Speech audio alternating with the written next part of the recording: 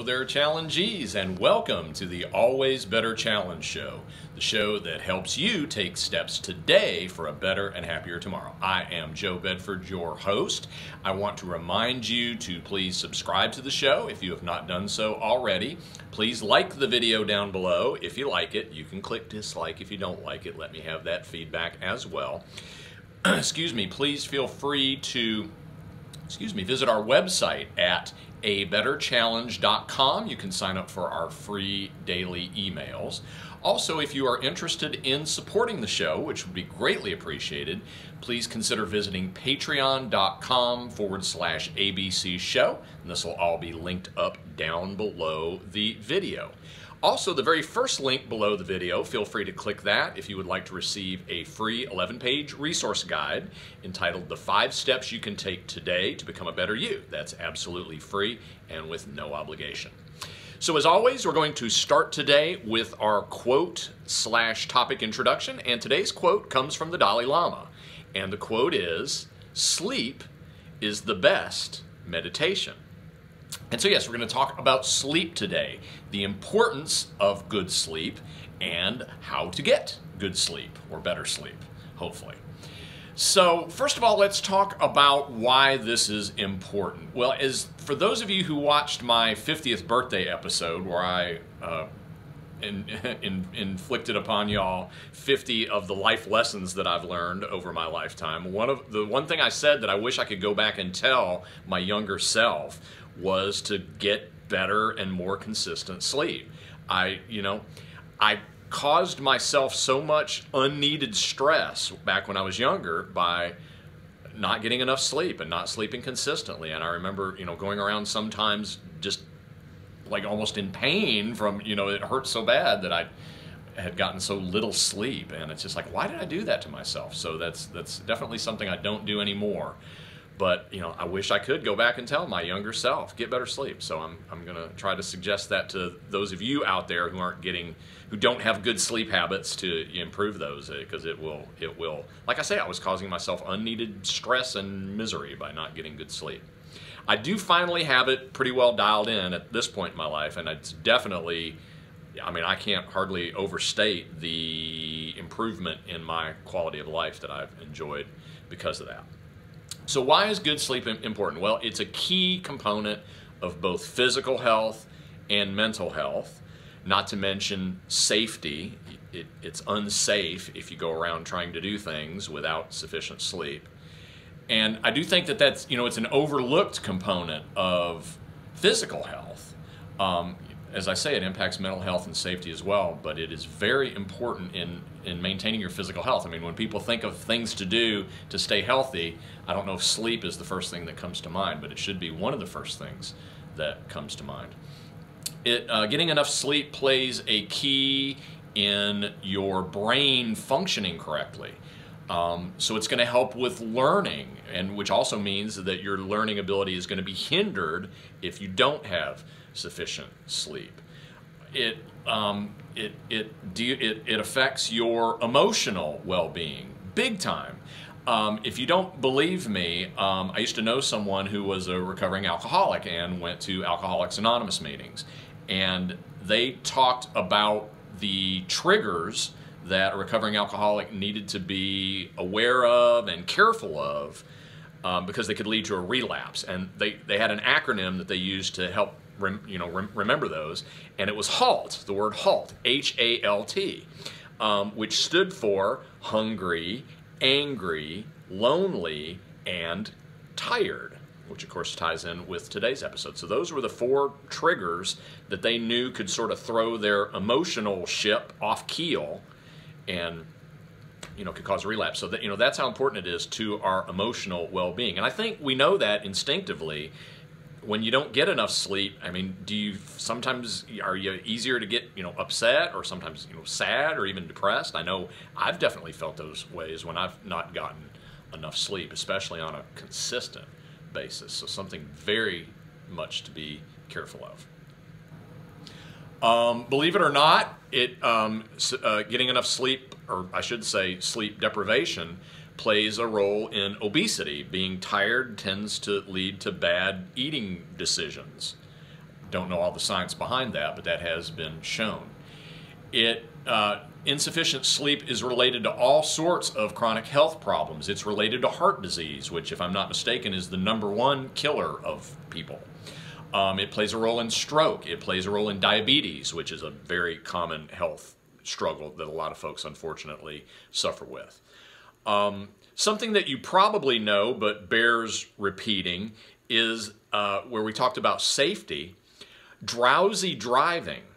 Drowsy driving has been shown to be just as dangerous as drunk driving, that your ability to drive safely is impaired as much, you know, and obviously I don't know the exact, you know, I can't say, well, it's as much as drinking this many drinks or anything like that, but just that if you are intoxicated to the point of your driving being impaired, you can reach that same level of impairment, stone cold sober, simply through sleep deprivation. So, hopefully that's enough to talk about why sleep is important. I mean, again, I think we all instinctively know that. We know how much better we feel when we've had enough sleep. We know how much more productive we are when we've had enough sleep. We know how much easier it is for us to work towards our goals when we've had enough sleep. So we know it's important. But the question is, okay, so what can we do about it? If we do not currently feel like we're getting the good sleep that we know we want and need, what are the steps we can do about it? What are good sleep habits that we want to establish? So we'll talk about that now. The first thing first most important thing in helping with this is that you want to establish a consistent, keyword, consistent sleep schedule, which means you want to do your best to go to bed and wake up at the same time every day. Excuse me, that sip took a little bit longer than normal. This podcast brought to you by Free Wines, which I mentioned in my episode about alcohol. Yeah, this is no alcohol wine for those of you who missed that one. No, they're not really sponsors of the show. I'll put a link down below, though, just for fun. Yes, so a consistent sleep schedule. You want to go to bed and get up at the same time. Now, Joe, even on the weekends, yeah, I'm afraid I'm going to say so. The research that I've done indicates that if you just have to sleep in on the weekend, an hour is about the most you want to get off, really in any direction on your sleep schedule. You really want to have that consistent bedtime and a consistent getting up time, and then that's, helps to set your body's sleep clock, your circadian rhythms, whatever, however you want to word that. And I can definitely, folks, attest to this from personal experience. After years of struggling with it and trying different things, I am now on a very consistent sleep schedule, and it makes it so much easier. It just almost regulates itself, and it's been great for me. So a consistent sleep schedule. So, parts of that are, or I should say the other part of that is, so make sure that your sleep schedule allows for enough time for sleep. Now, I don't want to get into a debate here because I know this is a controversial subject. A lot of disagreement on how much sleep do you need. Folks say, well, it depends on the person, and I suppose that there's some truth to that. I do get real skeptical, though, when I hear folks saying, oh, 5-6 hours sleep, I'm great. I think everyone knows about the 8-hour recommendation, or whatever word you want to use. That's sort of the norm, the average, I don't know.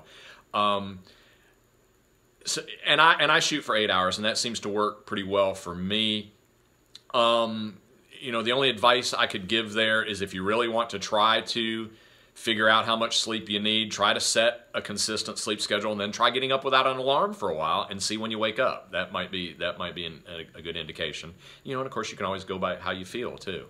But 8 hours at least is a good starting point. If you feel like you need to adjust it from there, then by all means do that.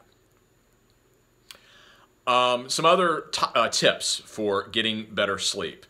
Another one, a lot of people break this, and again, this is something that I live by, and I feel like it helps me a lot. And I'm smiling to myself because I'm trying to think how I want to word this in a G-rated way. You want to use your bedroom for only 2 things, and sleep is one of them, and if you can't figure out the other one, then you're on your own. You don't want to get in the habit. It's a bad habit to get in the habit of using your bedroom, laying in the bed to do work, to watch TV, which I know is a common thing that a lot of people like to do in there. But you really want to, in your mind, the reason you want to do this is it helps make the association in your mind that when you go into the bedroom, your mind automatically is like, oh, it's sleep mode. It's that connection. You don't have any connection with any other activities in the bedroom except for one. So that helps a lot. Another tip that is good, which goes to, these are things that I guess we're doing throughout the day to set ourselves up for good sleep. You want to exercise. Everyone knows who's been watching the show, that I feel that exercise is such a critical component of a good life anyway. Yeah, it helps. It plays a role in sleep too. If you've gotten good exercise that day, that's going to make it easier for you to sleep. Another part of that, and maybe you can combine this with your exercise when the weather's nice, but you want to be outside. I'm going to say as much as you can be. I know in our modern world and with our jobs, we can't be outside all the time, but really as much as you can, especially when the weather is nice and when the weather allows, that will help. Another tip, and this may be somewhat controversial, but I'm gonna throw this out there, and I maybe this varies from person to person. I don't know. I know I've tried it both ways, and I know that I feel like I know what works for me. The tip here is around naps. Probably not, in my opinion, the best idea. That's so likely that that's going to mess up your sleep schedule, in my opinion. And in my mind, I've always felt like that if you feel the need to take a nap, that's probably because you're not getting good sleep in the first place. So it's almost like a vicious cycle kind of thing. I do know that research that I've seen that says if you do take a nap, you don't want to sleep any longer than, if I recall correctly, it's 26 minutes. Anything longer than that just causes more grogginess and drowsiness than it solves. Has something to do with the length of the sleep cycles, I believe, but I've heard 26 minutes is the perfect length for a nap if you take one. I have taken naps in the past, never really regularly, but it is a thing I've done. Again, when I felt like I didn't get enough good sleep the night before, and I just feel like I do better if I get good sleep in the first place. I just feel like that's more efficient. I do tend to agree with the idea that is the best way. If you disagree with me, obviously we can agree to disagree. The advice I would give there is to try and stick with that 26-minute limit. So now I'm going to get into a formula that I've seen, and this combines several tips related to good sleep, sort of combines them all into one. It's called the 10-3-2-1-0 formula, 10-3-2-1-0. And most of what this is about is it's telling you, well, if you want to go to bed at this time, then hours in the day before that, there are different things that you want to stop doing. I'm going to word it that way. So if this is your bedtime, 10 hours before your bedtime, you want to stop caffeine intake. So you want to knock off the coffee. Tea has less caffeine, but it still has some, so that's something to be aware of if you're a tea drinker. But 10 hours is the recommendation that I've heard. I'd say, 8 minimum, because I know that's another number I've heard as far as how long caffeine works in the system. But obviously, if we're talking about the 10-3-2-1-0 formula, and I wish I knew who came up with that. I don't know who. If any of you do, tell me who it was. But, they say 10 hours, no caffeine. Something else to kind of go in this category, chocolate is a stimulant. I believe it contains caffeine. I guess that's why it's a stimulant. But again, so enjoying your chocolate, you might think I'm a big health nut. I'm going to tell you not to eat chocolate. No, dark chocolate in small amounts is beneficial. I'm going off on a little tangent here, but it's antioxidants and good stuff. You want the dark chocolate. I like the 90% cocoa. Some folks find that bitter. I don't. I think it tastes great. And maybe it's a thing you get used to as well. So that would be a suggestion I would make. If you haven't tried the 90%, try it for a while and see if it Maybe even if it doesn't taste great at first, see if it doesn't taste great over time. Because I mean, it tastes wonderful to me. It tastes like a creamy, rich, indulgence. I only have 1 square usually per day because it is high in calories, but get those good antioxidants in, and it's a nice treat. So nothing wrong with chocolate, but I just like I'm talking about here, I do have my chocolate in the morning. Gotta take one more opportunity to discourage folks from smoking as well. Nicotine is also a stimulant. So here's yet another reason to quit smoking, is it's going to mess up your sleep. Unless you don't have them within 10 hours of bedtime, you might, but I don't know very many smokers that would be able to pull that off. So that's the 10. So our next number is 3. So 3 hours before bedtime, 2 more things that you want to avoid: food and alcohol. So pretty self-explanatory, especially alcohol, and especially having it close to bedtime. That can really mess up your sleep cycles. What it does, I don't know that it inhibits your ability to fall asleep, but I believe it makes it more likely that you're going to wake up in the middle of the night and might have difficulty falling back to sleep. So 3 hours, food, and alcohol, avoiding those are going to help. Next is the 2, and the 2 stands for, we're going to put this in quotation marks, work. So any sort of mental, difficult activity, and, I guess each of us can define that our own ways. Would you consider email in that? Personally, I probably would, but it depends on the person. But so we're going to say 2 hours from bedtime. You want to avoid any what word do we want to use? Strenuous mental activity, I guess would be a good way to put it. The 1 is our next number here. This one maybe I disagree with a little bit. I think you would probably be better off stopping this sooner. But the recommendation here is 1 hour from bedtime, you want to avoid screens, any kind of screens, your television screen, your computer screen, your smartphone screen, your tablet screen. Couple points here with the iPhones, and I don't know what other devices might have this. They do have a, what do they call it, night shift or something like that, where the display, and again, I'm not up on the science here with how the light can interfere with your sleep, and it's specifically blue wavelengths, I believe. And so the night shift setting on the iPhone changes the light output to make it less blue and more, I don't know, yellow? I'm not sure what. So supposedly that's helpful if you do need to look at that screen close to bedtime. They also make glasses. Oh, I should have brought them down here with me to film. I've actually got a pair. That do the same thing. They're supposed to block out those blue wavelengths a little bit. And so I used those. I've kind of fallen off the wagon, but my wife likes to watch television sometimes right before bed, and I would put those on sometimes and look like a dork, but that's a whole other story. And like I say, I don't know that I think an hour is long enough. I would probably say 2 or 3 hours is going to be better with the blue light. I know I tried to avoid that more than an hour. I don't know that this is specifically a part of the 10-3-2-1-0 formula, but I have another part that I like to do that I would put in the 1, I guess. So 1 hour before bed, the hour before I actually go to sleep, I like to think of as the quiet hour or quiet time, and I really try to stick to that as much as I can. And I have found this to be incredibly helpful. This might be my best tip of them all. So what I do personally is I do go back to my bedroom and I put on soft lighting. I've used just a candle in the past. I've used a salt lamp in the past, or just a very dim lamp, so low lighting.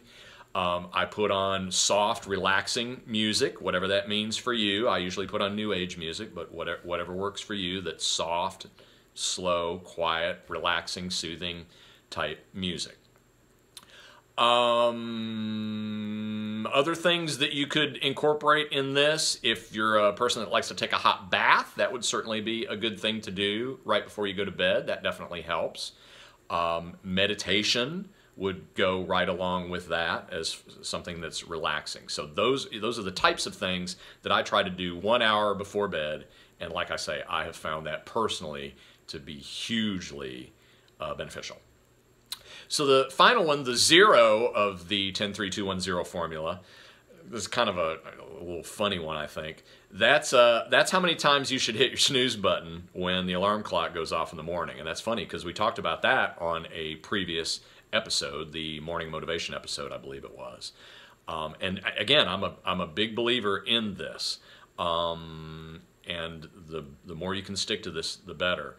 As I said in the previous episode, in case you didn't watch or listen to that one, it's been shown apparently by scientists that hitting the snooze button doesn't make it any easier to get out of bed, and it actually makes it more difficult. So the best technique there is to just, as soon as that alarm goes off, just jump up out of that bed and grab the day by the horns.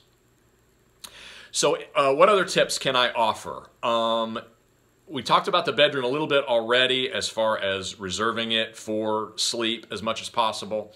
Some other things that you can do in the bedroom is, pretty common sense things.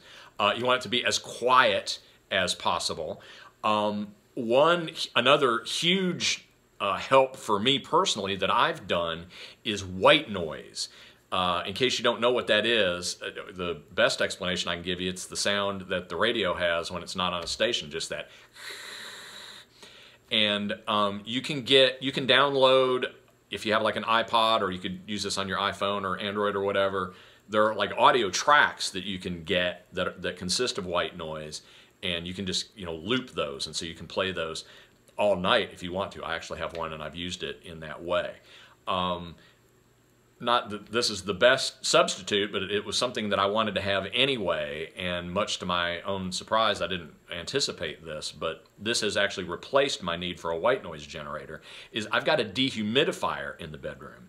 It makes the exact same noise as the white noise generator, or at least that's what it sounds like to me. I know a lot of folks have talked about liking to sleep with a fan on, and they say it's maybe not so much even for the fan as it is for the noise. So that's another option that folks have used. But that's very helpful for me, especially if you live in a neighborhood where there is ambient noise, like traffic or dogs barking, because it sort of masks that. Personally, in my neighborhood, there's dogs sometimes late at night, and it definitely helps keep me from getting awakened if I've got the white noise happening. You also want it to be cool in the bedroom for the best sleep. Perhaps you might want to experiment with even cooler than you would think. I personally keep my bedroom around 65 degrees. And now obviously I'm not going around 65, when I'm out of bed, so it's not that I like it that cold, but for sleep it is good, and obviously under the covers and whatnot. I've experimented with even cooler than that. I heard some recommendations that you might even want to go into the low 60s in the bedroom for the best sleep, but that 65 seemed to be a good spot for me, and so that's what we do. Another thing is that you want it to be dark in the bedroom, as dark as possible. And here's another great tip. And I'm embarrassed that it took me so long to actually try these. I'd heard about these, and I actually hadn't gotten any until a year or two ago. But blackout curtains. I am going to put a link below in the show notes to the actual exact blackout curtains that I personally have. I bought them on Amazon. There's going to be a link there. Full disclosure, I am an Amazon affiliate now. I will receive a tiny little percentage if you purchase through the link, and that is at no extra cost to you. I want to stress that. So it doesn't cost you anything extra. Helps the show and myself out a little bit, and thank you very much if you do that. But yeah, these are great. As soon as I got blackout curtains, I was like, why did it take me so long to get these? Because they help so much. They make it so nice and dark back in the bedroom. This is especially important for me because I go to bed very early and get up very early. I actually go to bed at 8 p.m. and get up at 4. And I could talk about that. I won't get into that today, but I talk about the reasons why I like to do that perhaps in a future episode. But going to bed that early, especially in the summertime, the sun's still out. So the blackout curtains help so much. I was really concerned when I went to that earlier schedule because I actually started it in the winter and it was fine in the winter. And I was like, boy, is this going to work when the summer comes and the days are longer? But it sure enough did, thanks to the blackout curtains. Another thing you can use to help keep it dark in the bedroom is a sleep mask. I think folks are familiar with those. I have one that I use sometimes. I guess I'm not a huge fan of the sleep mask. My wife, though, she wears hers every single night, and she loves hers. And again, I'll put a link. I hadn't planned this ahead of time, but yeah, I think I bought my sleep mask on Amazon as well, so I'll put a link for that down below in the show notes as well. I do use my sleep mask sometimes if, for whatever reason, I feel like I need it. I definitely use it when I'm traveling because I don't have my blackout curtains and all that great stuff. And sometimes in the summer I might still use it. But, you know, I guess the reason that I don't use it every day is, I mean, it slides around when I sleep and different things. So it's helpful, but it's something, if I don't need it, then I don't use it. We already talked about not using the bedroom for things other than sleep, but I didn't go specifically into the idea of not having electronics in the bedroom. I know this is going to be a hard sell for a lot of people. I know so many people have a television in the bedroom. I used to have one. All I can tell you is I don't now, and I'm glad I don't. I love not having a television in the bedroom. So that, you know, not having the electronics, because again, the electronics, you know, they make all that light in there. For me personally, I don't even like to have a clock that lights up. I use my Amazon Alexa. I'll probably put a link for that down below too, just in case. I use that for my alarm clock in the bedroom. We've actually got the dot in the bedroom, and that puts out, I mean, I guess it's got a tiny little light on it, but almost no light at all. That's one of the reasons that I like having that for the alarm clock. And any electronics that you do have in the bedroom that lights up, because like the one thing I do have, it's not really electronics, but my dehumidifier, like I mentioned, it's got some lights on it. I actually took the step of covering those up with electrical tape. So I got real serious about keeping it dark in the bedroom. Just sort of an aside, what really sort of triggered that for me was traveling out of town one time, and we stayed at an Airbnb, and the bedroom in this place had no windows in it. And with the doors closed, it was so dark in there, and it was so wonderful, and I just slept so well. And so when I got home, I immediately set to work on getting the bedroom as dark as I could. That may have been when I bought the blackout curtains, actually. But I'm pretty sure that's when I like covered up the lights on the dehumidifier and all that good stuff. So yeah, keep it as dark as you can. Another tip that I'm going to give you, and again, this could be a topic probably for a whole episode, and probably would be a good one. But you want to turn off your monkey mind. And I can hear you saying, yeah, sure, Joe, easier said than done, right? I'm here to tell you, it can be done, or at least you can get better at it with training and practice. I touched on this briefly in other episodes, and yeah, that might make a good topic for a future show. And I don't want to go into too much detail here, but yeah, just get in the habit of when the thoughts start coming, just say, no, yeah, I'm here to sleep. I'm going to put those thoughts down. I'm not going to pick them up. You know, if you want to focus on your breathing, or me and my wife both, I've talked about how we like having the dehumidifier for the white noise. That's sort of almost our meditation when we're sleeping, is it's like, just listen to the dehumidifier. Just listen to the dehumidifier. You know, and that really seems to help us. But yeah, so again, not going to talk too much about that, but try to prevent the thoughts from spinning, and I promise you, you can get better at controlling those thoughts with practice. So, to sum up everything that we've talked about, first of all, getting good sleep is important. It affects everything: physical health, mental health, emotional well-being. It's important. You don't want to wreck the car. You want to get good sleep. Have a consistent sleep schedule. Don't get off by more than an hour, even on the weekends. Make your bedroom a sleep sanctuary. Prepare for good sleep all day long at the signposts, I'm going to call it, the 10-3-2-1-0 formula, and start to train your mind to let go of the monkey mind. So that's the show for today. I sincerely hope that you have found this topic helpful. Please let me know if you found it helpful, or if you haven't found it helpful, please comment below and let me know how I'm doing. I really love the feedback that lets me know whether I'm doing a good job with this show or not. I mean, that's important to me because it's for you guys, so I want it to be good. Please subscribe to the show if you haven't already. Please share it with a friend. Please sign up for our emails at abetterchallenge.com. We have a Facebook group if you want to sign up for that. That's it. Oh, and I got this one almost exactly 30 minutes. I'm doing better at that. This is, for now, Joe Bedford, your humble host. Thank you for watching the Always Better Challenge show. And until next time, go out there, get good sleep first, and then make it happen.